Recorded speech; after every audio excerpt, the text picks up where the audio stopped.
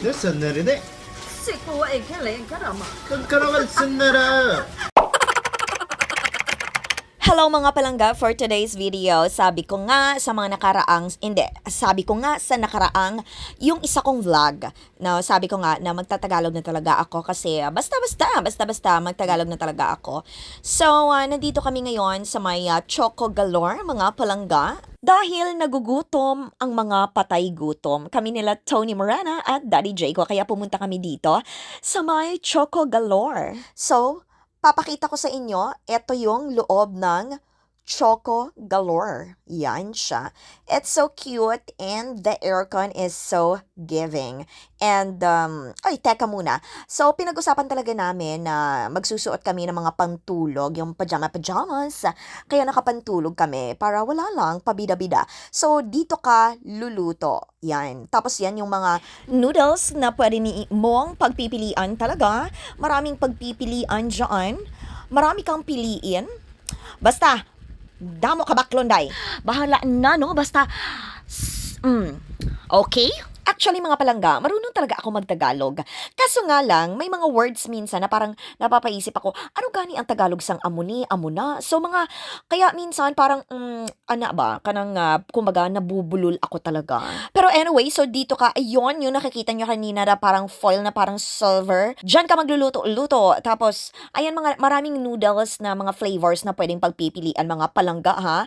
Mga Korean drinks, ayan, marami talaga dito. Tapos, ayan, ang paborito ko talaga, ang KitKat. So, marami sila dito mga chocolates na mga very, very imported talaga, kung saan masarap. Ayan. So, eto naman yung estudyante ng KN, nagra-ramyun sila, napaka-cute na bata. Sino ba ang nanay mo? Ha? Sino ang nanay mo? So, ayan, mga palangga, ituturo ko sa inyo kung paano nga ba ako sariling cook ng aking ramyun. So, ang napili kong flavor ay cheese. Maraming flavors na pwede nyo talagang pagpipilian talaga na masarap talaga. Ayan siya. So, tapos, kailangan ninyo talagang bantayan itong pagluluto ninyo kasi nga, kung baga sa mga Ilonggo pa, mabatok ang pinakabuli niya, no? Kung hindi nimo ano tawag niya? Ilugay-lugay, no? Basta ganun siya.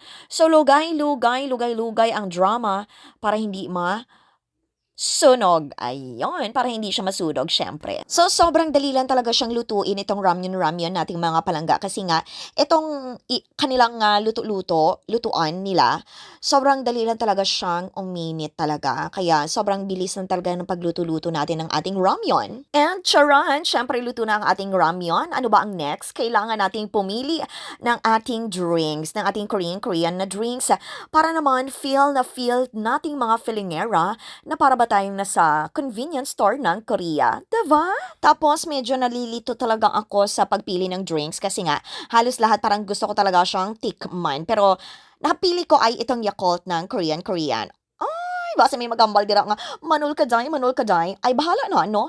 Basta importante, titikman ko talaga itong mga Korean na ito, mga something ganito. Kasi nga, pangarap ko talaga makapunta ng Korea, ng Japan, ng Paris. Ay, nako, basta. Annyeonghaseyo! No, feeling ko gid guys, sarap ko sa Korea.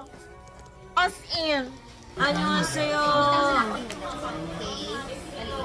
내 썬날이네. Sikuwain ka lang karama. 끈끈하게 쓴나라. 신트로르도. Manamit siya. Manamit. 시기라기라. Manamit na siya. Kamsamada. 사차리도 노노요 이자. 찌르자. Charta. Oh. 감사합니다. Masarap. 잠깐만. 이거 있었어 lang. Tilawan naman natin karon ang Yakult sa Korea. Annyeonghaseyo. 1, 2, 3. First time ko inom sini kay sa TV ko lang ni makita or sa TikTok. Let's go. Ay.